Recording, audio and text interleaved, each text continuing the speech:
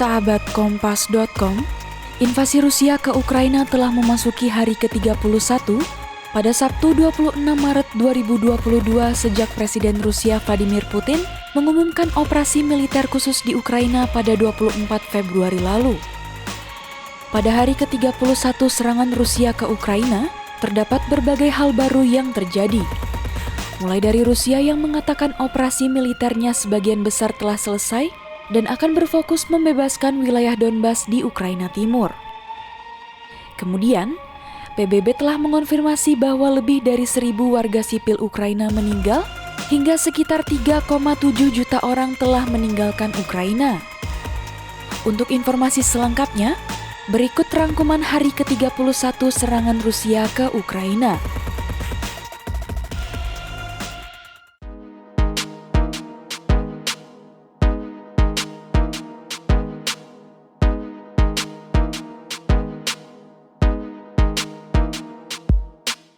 Militer Rusia mengatakan bahwa fase pertama dari operasi militer di Ukraina telah tercapai.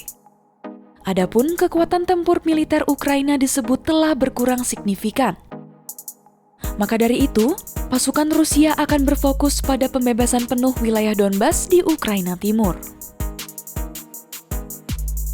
В целом, основные задачи первого этапа операции выполнены.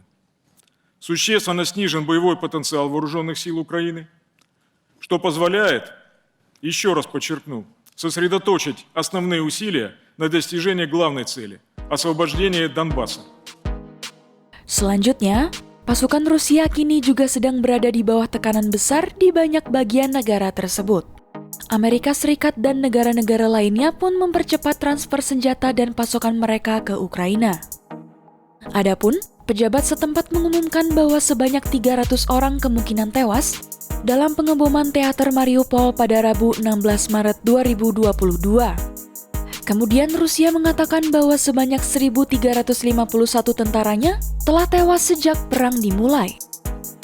Sementara itu, PBB telah mengonfirmasi sebanyak 1.081 warga sipil Ukraina telah meninggal dunia. Sejauh ini Rusia telah melakukan 34 serangan terhadap fasilitas medis Ukraina.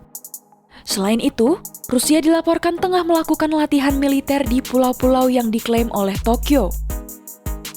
Hal tersebut terjadi beberapa hari setelah Moskwa menghentikan pembicaraan damai dengan Jepang karena sanksi atas invasi Rusia ke Ukraina. Serangan Rusia di Ukraina pun memicu tuduhan bahwa Moskwa melakukan kejahatan perang dengan membunuh warga sipil baik disengaja maupun dengan tembakan sembarangan. Namun, Rusia terus maju dan menyerang Ukraina. Salah satunya di Chernihiv, di mana pasukan Rusia sengaja menargetkan tempat penyimpanan makanan.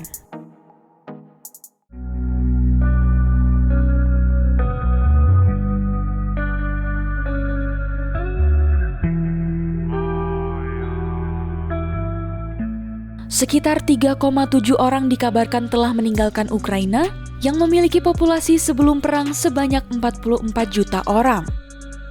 PBB pun menyelidiki tuduhan bahwa warga sipil dipindahkan secara paksa dari Mariupol ke Rusia. Kemudian, Presiden AS Joe Biden saat berada di Polandia memberikan penghormatannya lantaran negara tersebut telah menampung lebih dari 2 juta pengungsi Ukraina. Diketahui, Biden bertemu dengan para pengungsi dan akan menyampaikan pidato mengenai upaya bersatu untuk mendukung rakyat Ukraina serta meminta pertanggungjawaban Rusia atas invasi ke Ukraina.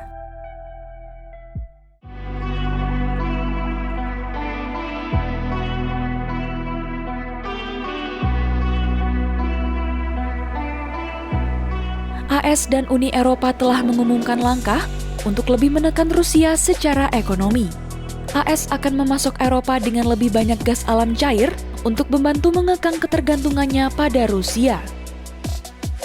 Di sisi lain, Menlu Rusia Sergei Lavrov menggambarkan upaya Barat untuk memberi sanksi kepada Rusia secara internasional sebagai perang total.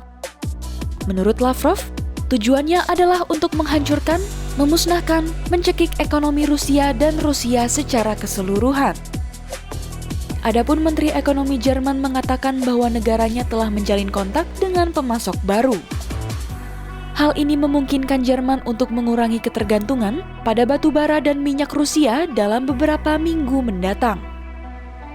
Sementara itu, kelompok Sinopec yang dikelola Cina menangguhkan pembicaraan untuk investasi petrokimia besar dan usaha pemasaran gas di Rusia.